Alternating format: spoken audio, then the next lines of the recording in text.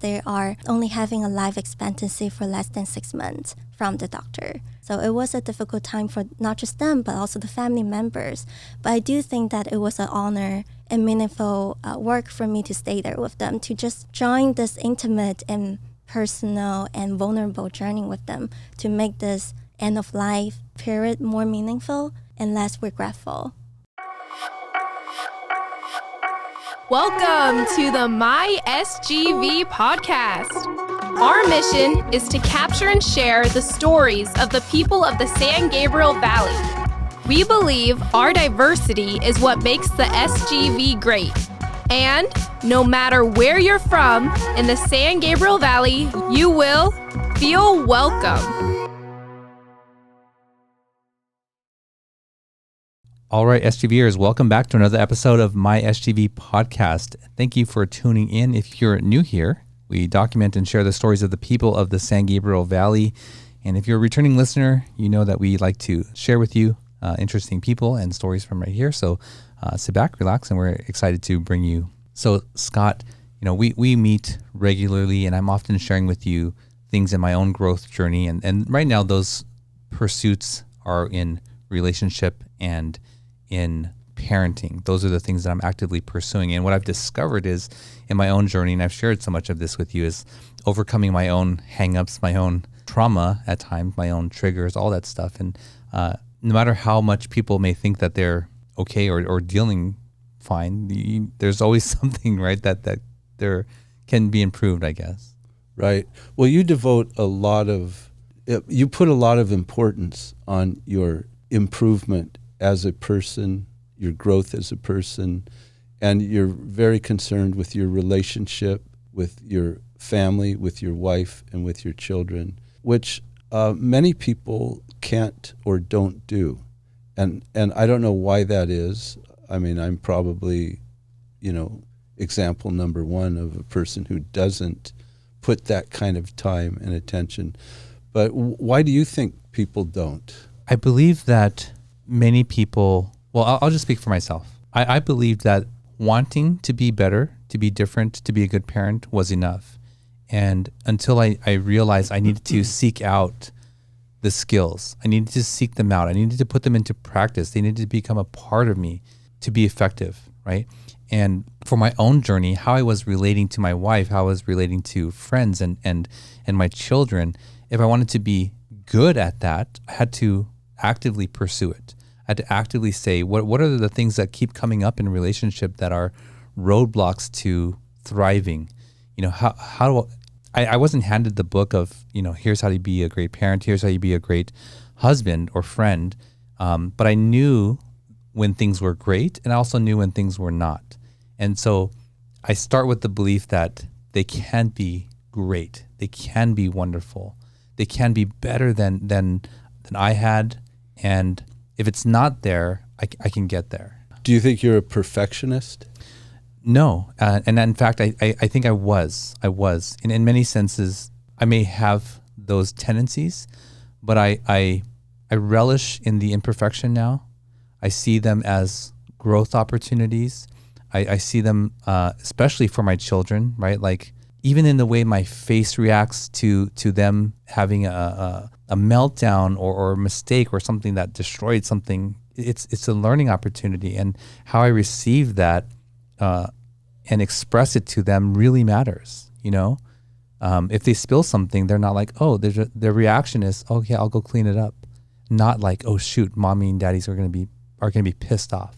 They don't have that reaction. And we were really intentional to build that. And it started with us, right? Like, right. Mistakes are okay. Mistakes are great. And, we've had many conversations around actually feeling unlovable, right? Like if you're not perfect, you're not lovable. You have to earn your way back to love. Yeah, that's true.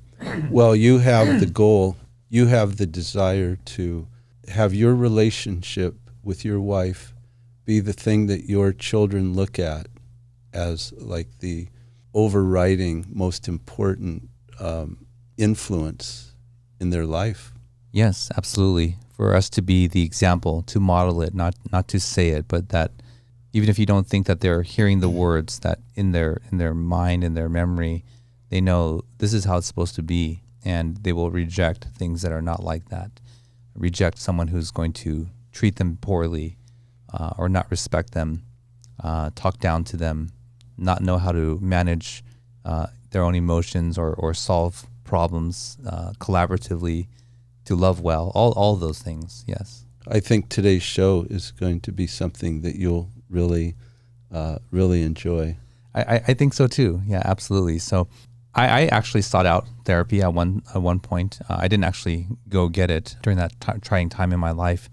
I guess most people want like a referral, right, when it comes to a therapist, and it's not like you can just point, look in Yelp and find someone effective. I mean, maybe you may get lucky, but I don't know that I would feel comfortable finding someone on Yelp. But, yeah, exactly. If you're looking for a therapist, or if you're looking for other people and services in the San Gabriel Valley, don't forget to check out San Gabriel Valley Now, your source for city news, announcements, events, special savings, and everything SGV. Check them out on Instagram, sgv.now, and read their SGV Now magazine on their website, sgvnow.com. Well, there was our pregame, Scott, and let's get to introducing our guest. Her name is Carina Tsang, and she is a mental health therapist. Carina, welcome to the show. Thank you for having me today. Thank you. I'm really excited to be here. Yeah, we're excited to have you.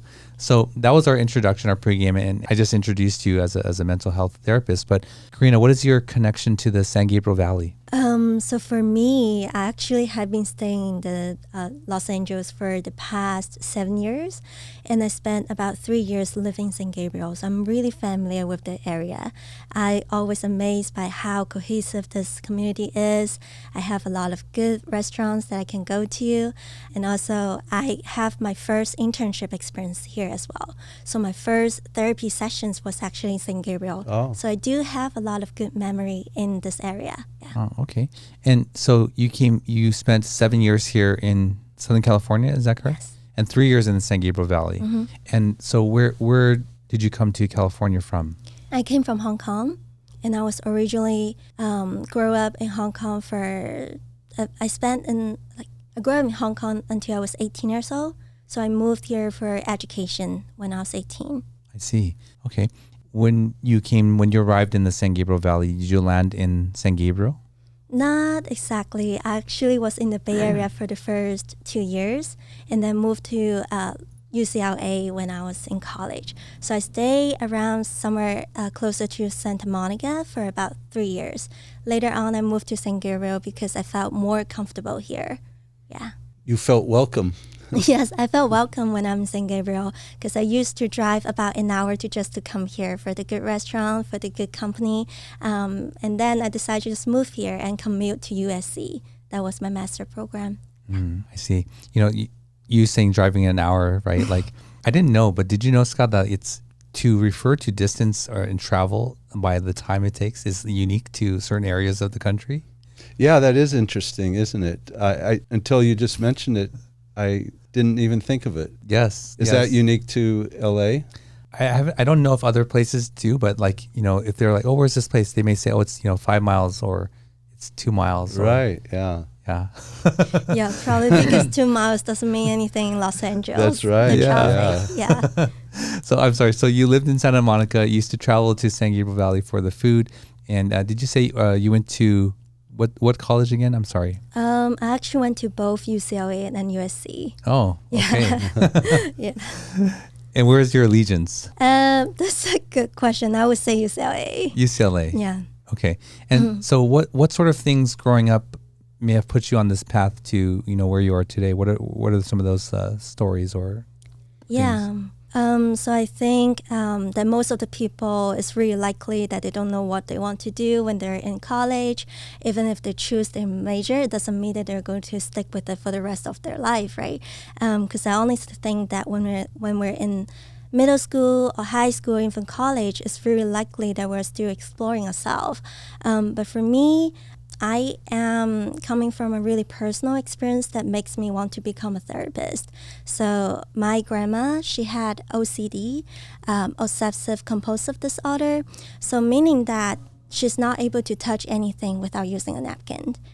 So if, let's say, she's sitting here today with you, she's not able to sit on the couch. She would be putting a lot of napkins covering the couch, in order to sit on it. Now, that's an extreme form, isn't it? Yeah, she is. And she's not able to hug you. She's not able to do any handshaking because of her severe fear of germs. Yeah.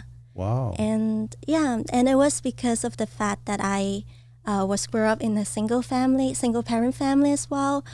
So I was raised up primarily by her and my grandpa.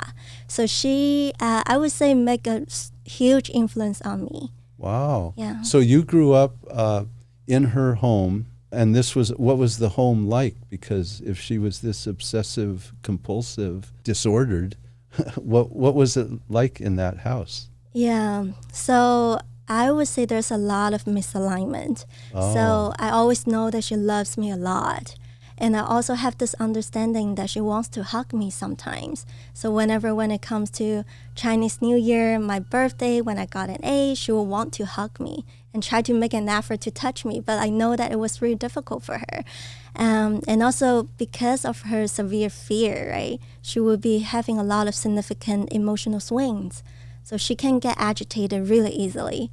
If you walk past by her at a closer distance, she will get really agitated. Really? And will yell at you. Yeah. Is that right? Mm-hmm.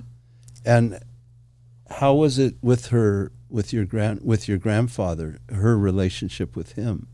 Was it always distant? It was distant ever since I grew up with them. So I think that there was a period that I was not involved before I was born. They were closer with each other.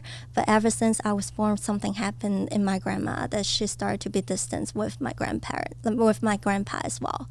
Yeah. Was this something that got worse as she progressed, or was it always just the same?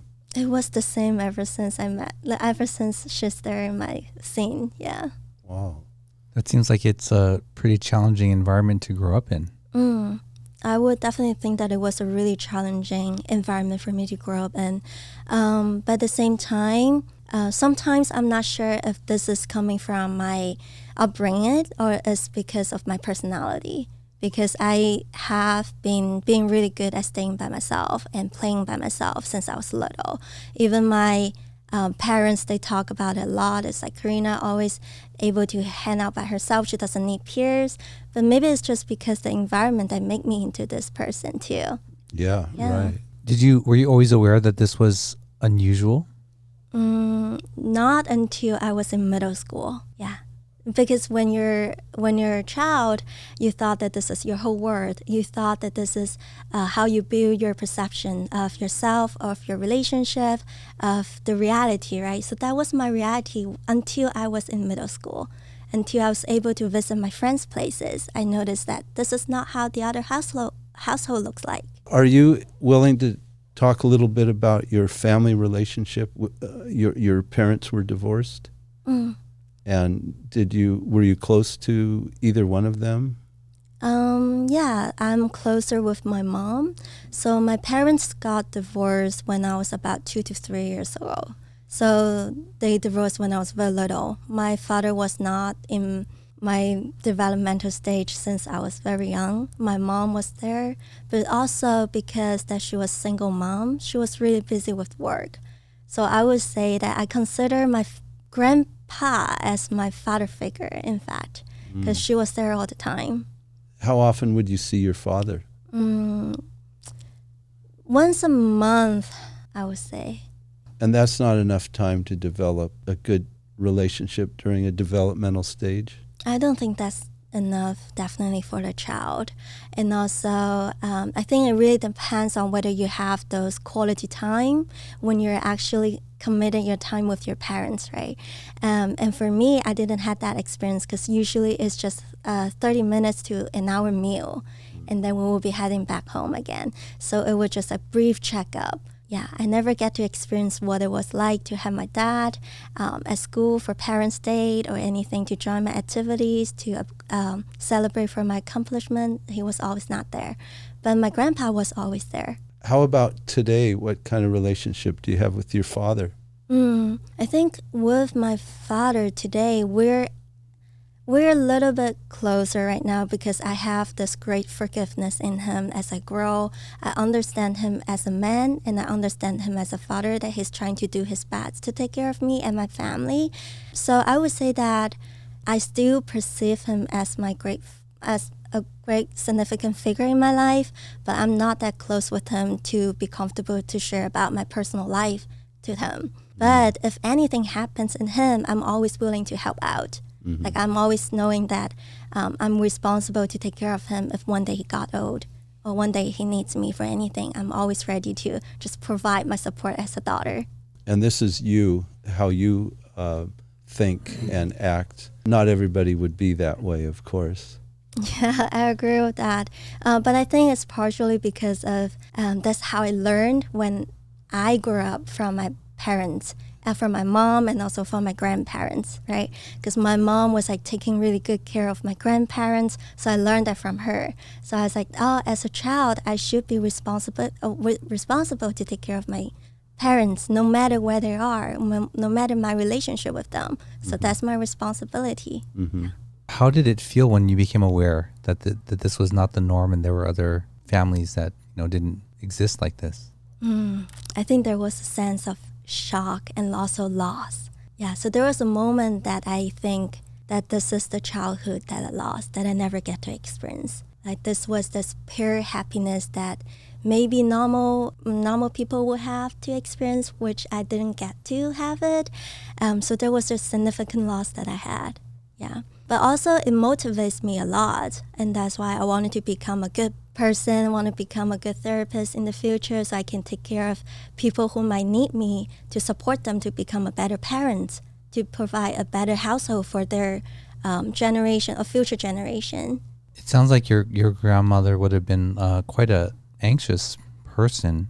Did you absorb that in childhood, some of her anxious feelings? And I don't know if it's like, OCD. Did you absorb any of that? It's actually quite interesting that I'm the total opposite of her. Maybe it's because that I have the strong feeling that I don't want to become someone like her. And that's why I've been making sure that I'm in a peaceful mind. I'm making sure that I'm being calm when I'm at different situations. And of course, I like to keep myself organized and clean, but not to a level that's like going to disturb my life and not being able to normally function when I'm in social environment. Wow. I'm interested in how you developed those skills, whether it was like through just your life experience or through education, maybe a combination of both. Okay, so it's clear this is where your path sort of originated from. So you knew pretty early on that this is the direction you wanted your life to go in. So you go to USC, UCLA. Yeah. And what was it? What happens in your journey after that? So after that, I actually got into 2 different positions. So my first position was actually working as a medical social worker / as a mental health therapist at a hospice. So I work at a hospice setting as well. So I know most of the young people especially, they don't want to work in this field because it was high intensive. And hospice, everyone, when you think about it, is talking about death. And death is this topic that nobody wants to face. It's like this ultimate fear that us human species has about. So, but because of my strong relationship with my grandparents, I know how important it is to provide healthy environment and supportive environment for elders to have a better life for themselves in terms of their emotional health. So I decided to go into this hospice field. So I was working there with people who are primarily diagnosed with terminal illness, people who mostly are diagnosed with major depressive, as you may imagine, because they are only having a life expectancy for less than 6 months from the doctor. So it was a difficult time for not just them, but also the family members. But I do think that it was an honor and meaningful work for me to stay there with them, to just join this intimate and personal and vulnerable journey with them, to make this end of life period more meaningful and less regretful. Well, that would be tough work. That would be tough work for me. Yeah. Wow. I just imagining that. I want to go back to something I forgot to ask. Your grandma was in Hong Kong? So we stayed in both Hong Kong and Shenzhen. Shenzhen is part of China. So Were other people aware? Like, did they seek help, or was it just sort of kept hidden? Yeah, so that's actually one thing that makes me want to become a therapist. Even my family did not agree with me at all, because nobody actually believed that my grandma was sick for some reasons. I think it was because it was because that there was a lack of education and awareness on mental illness. So all of my relatives, they just come to me and tell me, oh, your grandma is just being herself. That's her personality. She's just angry all the time. She's not able to just be a pleasant person to be around with. She's just crazy. This is how people describe her to me. But for some reasons, even though a lot of people thought that children doesn't know much about their parents or their upbringing, but for me, I always have this feelings that my grandma was sick. So I think it was when I was in middle school, my mom started to ask me like, oh, what do you want to do when you're older? So I said, I want to become a doctor. And she said, oh, why would you want to become a doctor? I said, I want to help someone who's like my grandma. So that moment, my mom thought that I was odd, because she was like, there's nothing wrong with your grandma. Your grandma is physically healthy. She has no problem. So I told her about how I feel about my grandma's sickness. I told her about the misalignment that I noticed in my grandma. And then that was the moment I realized that, oh, maybe this is not a role for doctor. It was a role for mental therapist. So that's how I started to pursue my career. And that's how I slowly to understand that there's a job named mental health therapist. And it's something that I can help to do with my people like my grandma, people like my father, my mom, my grandparents, and also myself. I would imagine that the role you're in now is looked at differently in the Chinese culture than it is in Western culture. What kind of challenges have you seen? Yeah, there's still a lot of challenges. I think right now, especially because there's a lack of regulation on the mental health therapist role in China, a lot of people can just take a brief certification course for about a month and they can call themselves a mental health therapist without any professional skills or professional background. So that makes it really difficult for the Chinese government to monitor the quality of the therapist, right? And also because of that, people often associate this with horoscope reading is something quackery and this kind of thing. Yeah. So they don't see this as professional, and even a lot of people, even they consider therapists as something professional for them to seek out help from. They always will only go to therapists when they think the situation cannot be helped. So let's say when the people are having suicidal ideation, people are having schizophrenia, like having hallucinations. So those severe situations, that was when the people are starting to think about, oh, maybe we should go to a therapist because this person is not able to function anymore. But here in Western, we have more acceptance about like going to therapy, going to explore yourself. Does your family accept it? My family did not for a long time. So I guess most of the people from Hong Kong, they want your children to be in finance most of the time. So right. That was what my parents, my uncles, my aunties, they all wanted me to become. They want me to study economy. They want me to study law. Nothing about mental health. Yeah. So it's actually quite funny because until I was in my junior year in college, they were still asking me, like, Karina, when are you going to change your major? I'm almost going to graduate. But yeah, I'm glad that I insist in what I wanted to do, and I was proving myself by getting good grades at school. I was not such a good student when I was in high school. I was a way better student when I was in college. Because you were pursuing something you really wanted and believed in. And yes. It sounds like it's just inseparable. What you have chosen as a career is what you are as a person. Yeah. Just inseparable, right? Yeah, exactly. And people always just have this destination feeling that they have to do better because that's your choice too. Mm-hmm. Yeah. Karina, earlier you described a lack of education around mental health. You're speaking about in China, is that correct? Mm-hmm. I mean, probably here as well. Is there also, in your opinion, this like denial of this thing being real, and is that cultural, or is it when you just see it, you just sort of want to turn a blind eye?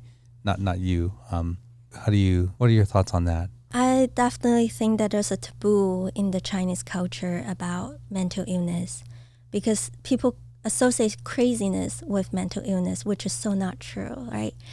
Because right now I do treat a lot of people with different mental disorders, such as major depressive disorder, generalized anxiety disorder, schizophrenia, and so forth. Even though I can name a lot of disorders, but I see there's a one similarity that comes from different disorders is the trauma experience that they have. So I always think that this disorders is coming from the traumatic experience they had in the previous life. So I wouldn't just consider them as crazy people. I would consider them as hurt people. So this is not an understanding what people are getting in China. And people do not see that as something that they want to explore about. People consider that as weakness. So if you admit that I'm being vulnerable today, I'm feeling a little bit depressed, that shows a sign of weakness. But to us, vulnerable is a priceless thing, a priceless quality about a person, because you have to be vulnerable to accept who you are in order to make changes, right? Wow. Yeah.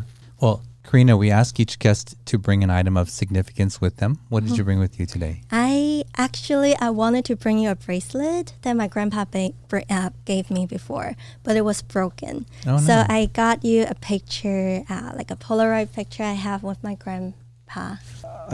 Is it your grandpa who died during the pandemic? Yeah, he passed away last year. Oh, yeah.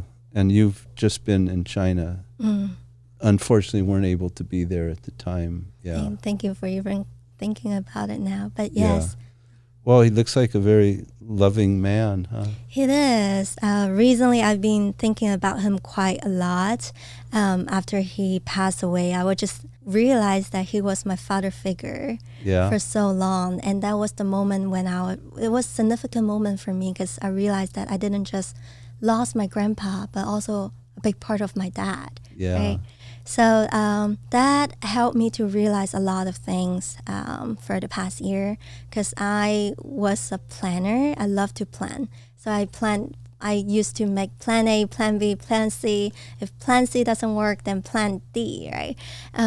But throughout this experience of my grandpa passing away, I realized that there are a lot of things that you just cannot assume that might happen because I was not assuming or predicting that he might pass away. I was planning to go back to visit him about earlier this year. He said that he could make it that time, but he did not. So it was a really difficult time for me and my family. And that was the moment I realized that we have to really live in the moment and realize that we can only make decisions based on the current conditions instead of keep thinking about the future, because who knows what's going to happen. I want to get into what you learned in your education and how you're applying that now. And specifically, my question is, like, you mentioned trauma as the origin for a lot of these disorders or illnesses. Had you, through your own curiosity, sought out what your grandma may have experienced that caused this? Yeah. So this is one myth that I've been trying to explore with my whole family. And I think this is a little bit sad for me because I just realized that even within the same family, we don't have a lot of deep talks between each other. My mom doesn't know my grandma as a person.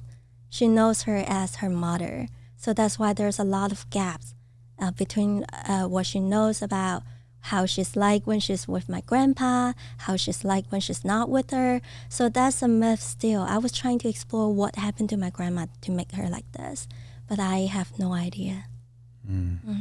Because you're reliant on other family members to reveal that, and either they don't know or they don't want to talk about it.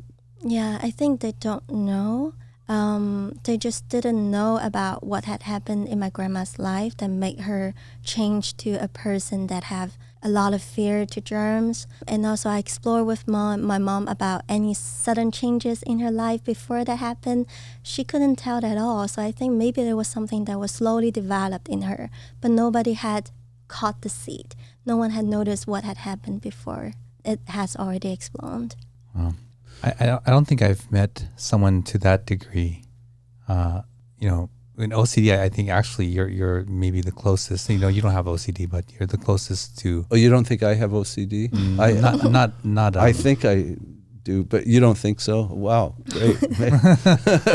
Now, if we can get Karina to agree, then I've got a big load off my back. Yeah, maybe you don't have it. You have to figure that out. Well, I think to the level where it negatively impacts various parts of your life. I don't think you have it to that extent, but it may. I don't know. Yeah, I mean, I definitely have it, and I think it affects things that I do, but it's not, you know, as extreme as your grandmother. But yeah.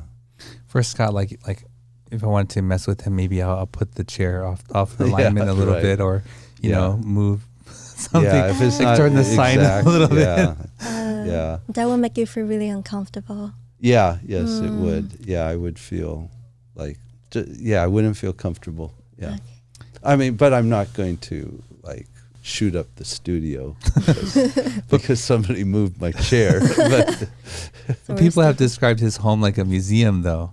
Oh, you know? so yeah, you haven't been to my home, but I know her I know Karina through a family friend, and that family friend has been to my home. But maybe he never told you about it. He never told me about it. I didn't know it was like a museum. Oh, yeah. Yeah. And I don't think that's an exaggeration. Yeah. I don't know. Some people like to keep things clean and organized, but I'm not sure about to what extent it's going to affect your personal life. Oh, right? Well, let me put it this way. There are no garbage cans in my house anywhere. Oh, then where do all the garbage everything goes outside immediately. Oh, wow. Yeah. But you? So if I see a little piece of lint or something, I mean, literally, now I'm sounding like well, yeah, I will pick it up and, you know, I will walk out to the garbage can outside, open the garage door, go out, throw it away, walk back. Yeah, it's crazy. Yeah. I think it's probably something about the cleanness and organization that make you feel safe and comfortable. And the more you do it, you're actually just keeping your environment more clean and safer, right? Yes. It's like creating this space for yourself. So I'm just, making myself crazier every day. I didn't say that, but. So, Karina, when did you start actually like meeting or in working with people in therapy? Yeah, so as I said, I actually was working as an internship at one of the clinic in San Gabriel. So back then, that was the first time I actually have interaction with clients. It was actually the first time I ever got a client who was suicidal too. I was having a lot of stress, having a lot of panic because that client was not supposed to be under my care. As an intern, I was not supposed to take any clients who have suicidal ideation. But because that client did not share about her suicidal ideation with the previous therapist, so nobody know until she was referred to me. And for some reasons, we created a safe spot for her to share it with me. And then my supervisor think that, it might be good for you to just work with her, because we never realized that she had that thought. So under her supervision, I was working with this client, and I think it changed a lot about how I see therapy, and changed a lot about how I just drop a lot of my theoretical understanding. I just use a more of like practical, applicable skills on my clients. And knowing that it's really important to believe your client too, and setting healthy boundaries with your client, let them live their life. Because there was a time that I got too anxious. I would be dreaming about her at night.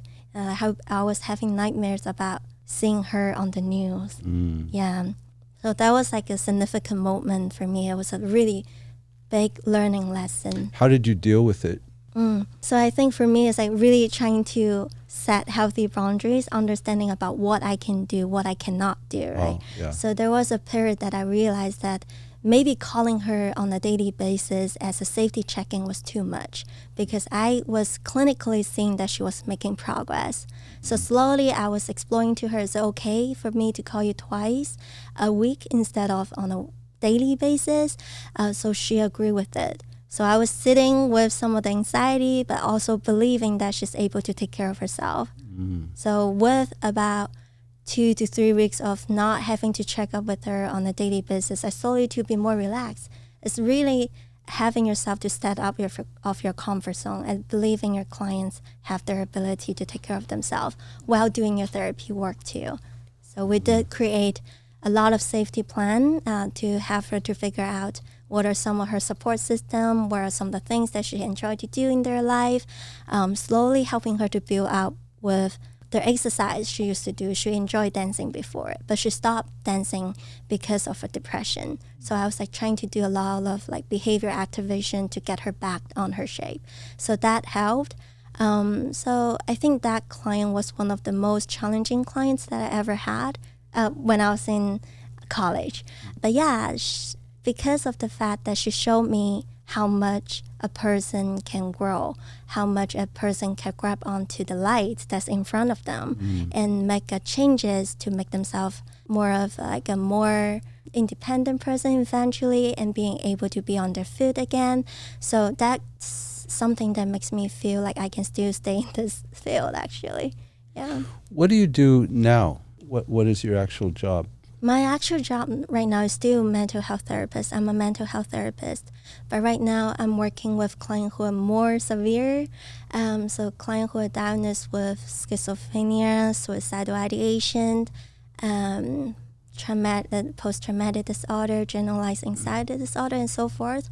Because my agency is taking care of higher level of care. So meaning like I'm taking care of clients who are discharged from the hospital or right before they got into hospital. Yeah. Do you feel that you have, personally some disorders? This is actually really interesting. Every time when I'm learning about the assessment, the diagnosis, I would think, I probably have a little bit of this. I probably have a little bit of that. So I think I do have some kind of symptoms, but in terms of how to say if this person has this disease or disorder or not is whether this symptoms is affecting your daily living. So let's say if this is affecting your social functioning, is this affecting your academic functioning, affecting your work? If it's not, then we don't really consider that as a disease or disorders. Oh, Yeah. I see. So that's something that made me feel a little bit comfortable. Otherwise, I would be thinking about it. I probably have all of those mental illness. And the truth is there's probably a little bit of all of those in many people or everybody, right? Yes, I think so. Yeah, I feel like most of the people will experience some kind of anxiety, some kind of depression. In fact, I think at least 55% of the people in their life had experienced one episode of mental illness. Oh. So it's really normal that we have those feelings. And it's only if it's affecting your functioning as a human being or as a worker or something that you consider it a problem. That we consider that as disorders. But Disorder. before that doesn't mean that we don't have to work with that, right? Because a lot of times it's affecting your emotion, and it's probably likely related with your relational problems, like your family relationship, your friendship, your intimate relationship. So those are the people that are being affected mostly. Oh, yeah. Right. Yeah. There's so many directions I want to go in, and I want to make sure that you can continue to tell your story. But let's take a quick break, and we'll be right back. At Warmouth Law, they believe that just because you speak a foreign language, come from a different culture, or simply don't know how to navigate the legal system, that should not prevent you from compensation from injury or receiving benefits. Their multicultural staff have been helping SGVers like you for over 38 years. Visit law888.com or call them at 626-784-7017 and tell them you heard about them on this podcast. All right, we're back with Karina. Karina, before the break, we were talking about just the different people that you're working with and your experiences with that. Before we move on to more of your story, we're going to ask a question from this question box from Icebreakers. And it's just to get to know you a little bit more so the listeners can know you and they can know us a little bit more as well. or deeper rather. So you can choose to answer it or not. It's up to you, right? So I chose a little bit more emotionally interesting for you. The question is, in what way do you feel your childhood was happier than other people's? Okay. The first thing I think of is having my grandpa, because I think most of the time, this is something that I just recently realized about him. I think just think about a person or any people that you had interaction with in your life.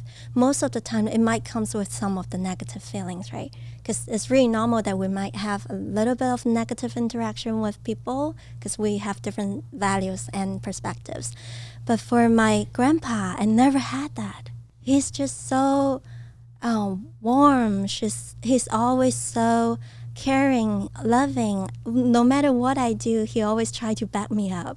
So there are a lot of things that I wanted to do when I was little, such as getting French fries. It was a really simple request that I wanted as a kid, but I was not allowed to have it because my grandma didn't like me to have any junk food.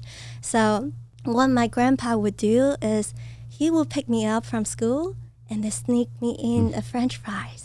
And he would be like, oh, just like make sure that you still have dinner. Otherwise, I will be yelled at by your grandma. Make sure this is a secret between us. So this is how he was like. And I guess there was a lot of loving memory I have around my grandpa. I never had a negative interaction with him. So that's probably something that make me one of the luckiest child ever in the world. Awesome. Yeah. Thank you for sharing that. Yeah. Okay, top that, Scott. Yeah, I can't. Boy, yeah. That's. I always think, when I think of my childhood, though, I just think I grew up at the perfect time, for a person like me anyway, growing up in the 60s in the United States, in a suburb. I've kind of talked about this before, but I mean, it was just a little bit of, like perfection or a ideal world, We just had everything. I mean, and I always hate to say that because it's like trouncing on, those that grew up that didn't have anything or, suffered or whatever. But the world seemed like such a perfect place when I grew up, just right at that time, until President Kennedy was killed, assassinated. Then the whole world changed. But yeah. I think I was very lucky, or I think the question is happier than other people's childhood experiences. In many experiences that I have, but specifically scouting, I recognize that I got to do a lot of things that kids really wanted to do. They wanted to go camping. They wanted to build a fire. They wanted to know how to tie knots. They wanted to go on a sailboat. They wanted to hike. They wanted to play with a knife. And I got to do all those things. And I was doing it regularly. And they were like, oh, wow, you got to do that. Daddy was on the show and talking about that. But I really think, I was lucky to have not just be in scouting, but I was part of a really active and supportive and really great troop. So, yeah. I'm There's my jealous of that, too. I never get to play with knives. Yeah. Knives, axes, archery, rock climbing, sailboating, like actually manning this. I mean, all kinds of stuff. Yeah. It's funny because everything he says, I wouldn't want to do. I wouldn't want to go fishing. I wouldn't want to go camping. I don't want to play with knives. So that's not the happiest place for you. That's probably the worst place ever for you. I grew up in this sterile environment that was like just perfect for an OCD victim.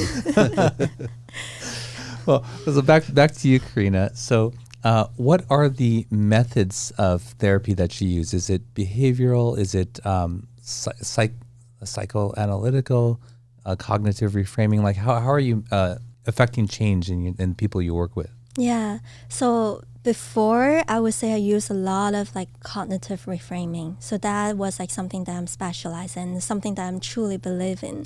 But without having behavioral activation, is not showing any changes in the person, right?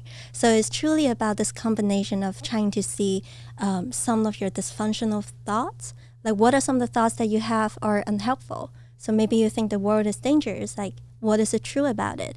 And let's do something that's a little bit dangerous for you to find out the evidence, to reframe about your previous understanding about the world, right? So it's a combination of trying to figure out how we can build a little bit of experiments and try to have you explore the world and yourself a little bit differently and slowly build up confidence in that. So that's the thing that I'm using. It's like really cognitive behavioral therapy approach, but it's focusing a lot on the behavioral activation parts right now.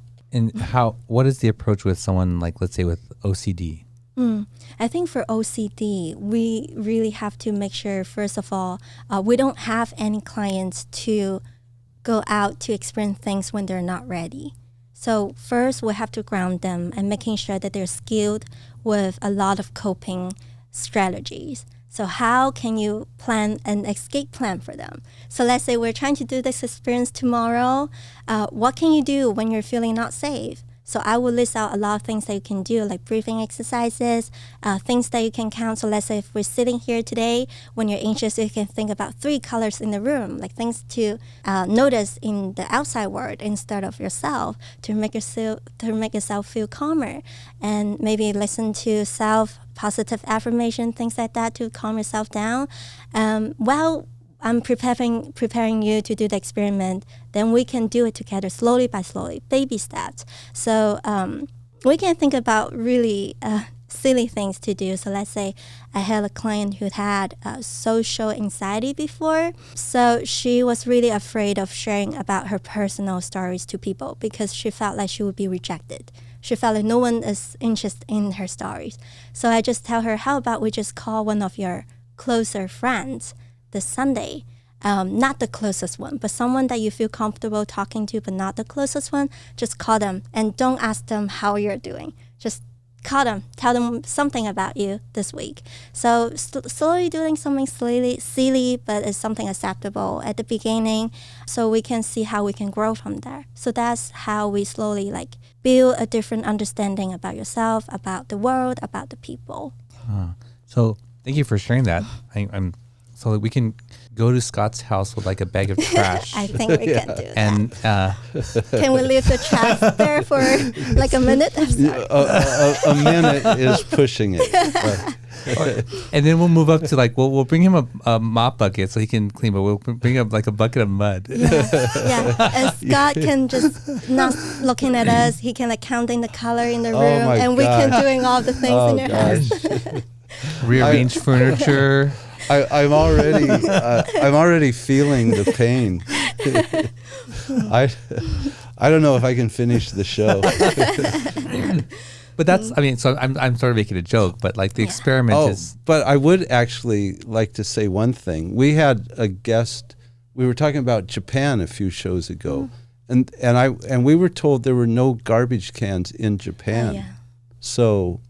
Christine. There you go. I think Christine, yeah. Okay, so unless you're willing to, take on a whole country like Japan,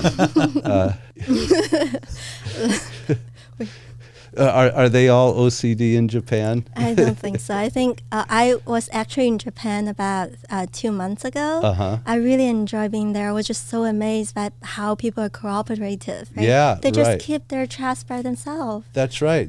Yeah, exactly. Yeah. See? Yeah. Nothing wrong with it. There's nothing wrong with that. So you can bring your bucket of mud, but you just keep it to yourself.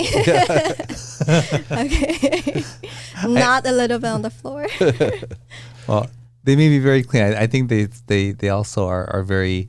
They have been very successful at making their society feel responsible to the society at large, above themselves, and as a visitor, I think you feel like that is very good, but there's also a dark side to that. There's the people who are recluse, and they have a huge millions of people who have just checked out of society because they don't belong. And yeah, so not to make light of that, but it's tough. It's tough. Where do you belong in a society like that? And they literally just shut themselves out. They close the door, and then their parents end up taking care of them. And there's a name for them. I don't know if you've ever heard about this before.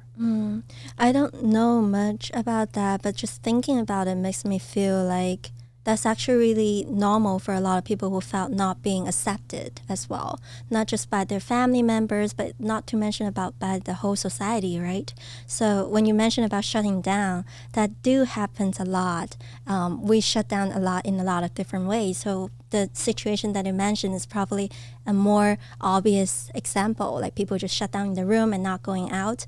But here in a lot of society, people are not comfortable to make personal relationship or relational contact with others because they felt uncomfortable to have people in them, because that would make them feel vulnerable and rejected because they felt they're not accepted by a lot of people.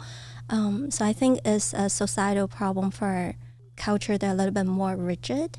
And here in America, I think it's a blast that we are more flexible and more cohesive in a way that we're willing to embrace a lot of people from diverse backgrounds. But at the same time, there's still a lot of people get excluded. There are always people got excluded. Here, I looked it up. It says a form of severe social withdrawal called hikikomori has been frequently described in Japan and is characterized by adolescents and young adults who become recluses in their parents' homes, unable to work or go to school for months or years. Wow. And they have millions of people like that. Yeah. And some families don't reveal it for years.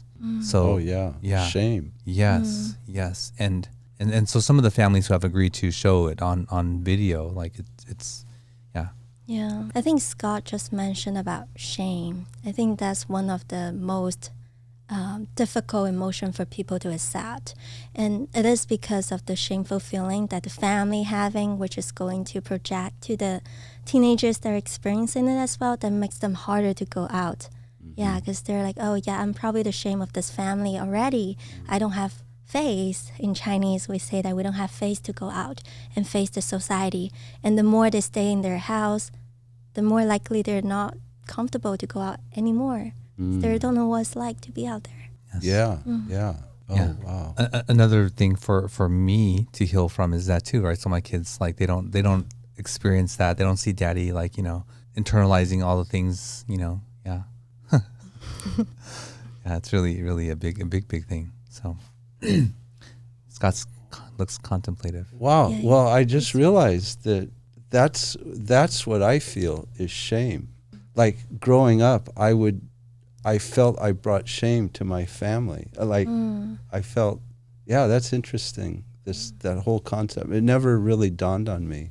But that's why I would be so isolated. I wouldn't, want to show myself sort of. That's a really difficult feeling, especially when you're around with your family, right? Yeah. I think sometimes we think that family is the people that are supposed to provide a safety net for you. Right. But having this shame feeling toward the family is actually really tough. It sucks. Yeah, and I'm not sure where does this come from. Is it because the family have a lot of expectation on the children, or I don't know. But I think like in society, even in Hong Kong, a lot, like even for me, sometimes I felt shameful too because we just always feel like we cannot meet their expectation. Oh, yeah. Yeah. Wow. Yeah, and I think some of the things that parents are doing subconsciously, let's say they only prize you when you do something great. So basically it's telling you that you have to earn our love, which is so not right.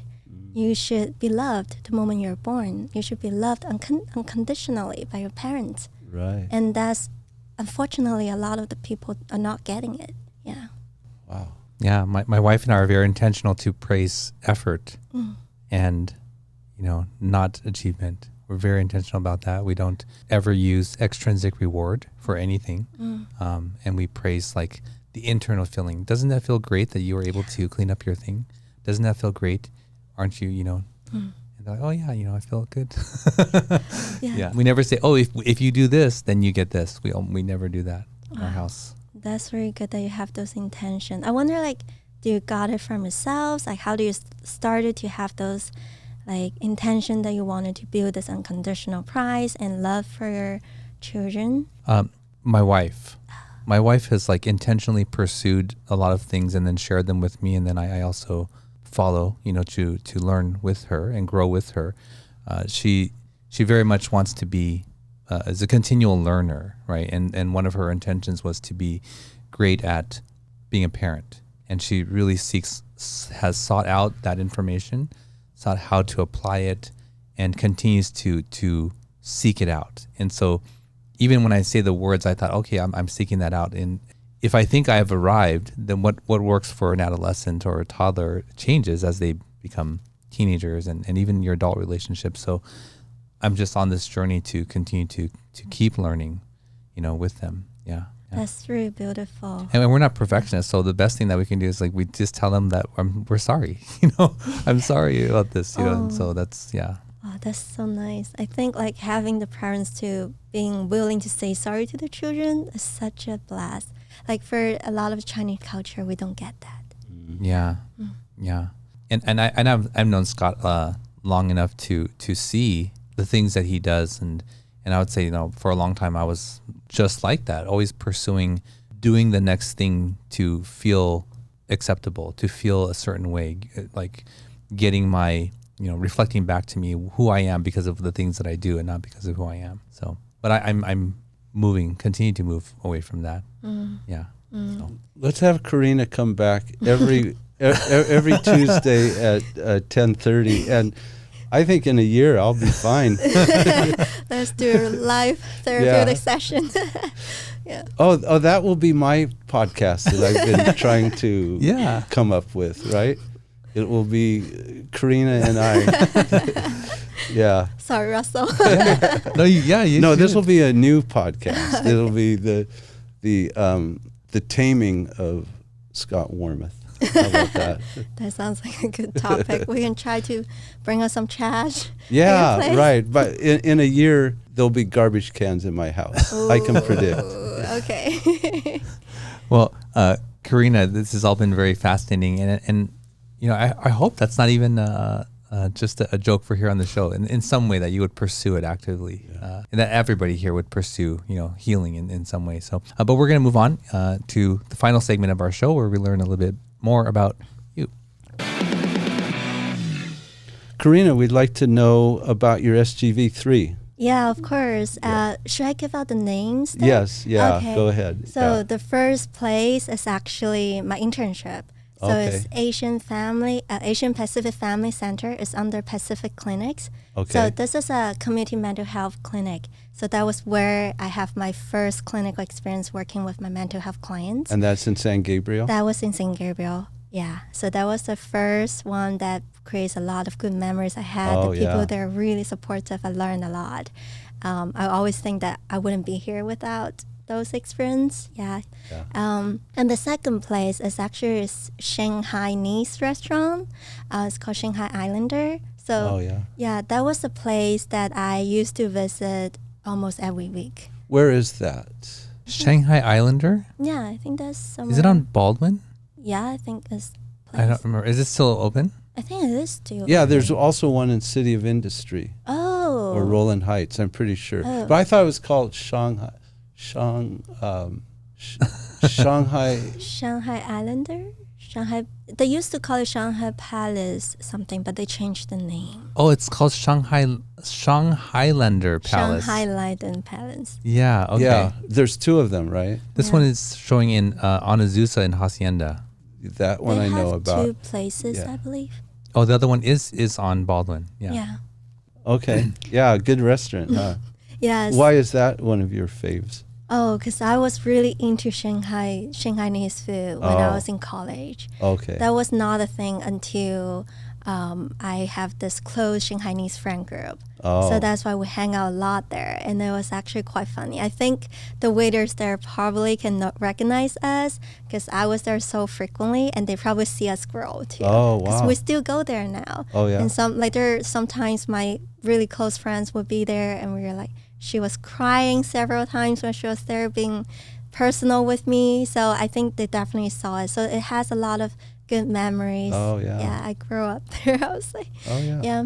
So that was my my second one. And the third one was actually my apartment on the Garvey Avenue. Oh, yeah? Yeah. So that was actually the first time I was living by myself. I always had a roommate before that. So that was my first one-bedroom apartment ever in San Gabriel. Oh, yeah. I have a lot of alone time. I learned how to be with myself. I learned how to just enjoy the peaceful time during pandemic. Oh, so yeah. I was locked in the house for almost a year by myself during that time. Wow. So I have a lot of memory around Is that that place. Monterey Park or? It's closest elsewhere? to Monterey Park. It's right between Monterey Park and San Gabriel. Oh, Yeah. wow.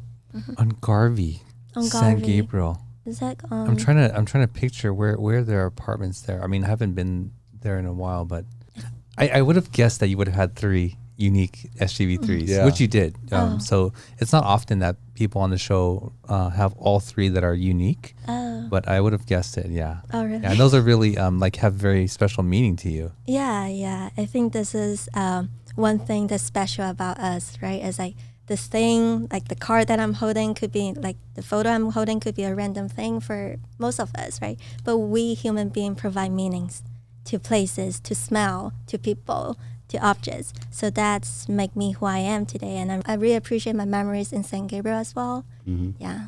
Wow. Well, Karina, thank you so much for coming on the show and being so vulnerable and sharing these stories with us. We really appreciate it. If people want to get a hold of you or get in contact with you, what's the best way to do that? So I believe I provided my Instagram as well. And also I do have a website. Right now it's for my private practice. I can provide it to you too. So if anyone wants to ask me or ask us any question about mental health, we are providing free 15-minute consultation that might help. What's the website name? It's called dearmepsychotherapy.com. DME? Dear Me. Oh, Dear Me. Dear Okay. Me. Yes, it's like writing diary to yourself. Perfect. Well, thank you so much for being here. I really appreciate it. Don't forget, if you come back next time, bring some trash in the trash bag. I will. I definitely will. Bucket of mud too. So Yeah. Thank you. well, thank you for being on the show. Thank Thank you. you for having me. Yeah. Well, there you go. I hope you enjoyed this time with us and with Karina. I hope you got some insight into mental health therapy, and the issues that are affecting all of us. And maybe we'll take a step into growing and healing any part of you that maybe needs some of that. If you like this kind of content, don't forget to subscribe, share it with your friends. Drop us a comment below. Let us know how we're doing. You can find our full back catalog of episodes on our website, mysgv.net. And until next week, we'll see you then. Thank you for joining us on the My SGV podcast. Check out more of our content on our website, mysgv.net. This show was produced by Russell Mono and edited by Victoria Allers of Kind Monster Productions. If you'd like to join us next week as we capture and share more stories from our diverse community, feel welcome. Nice mother. No, kind mother.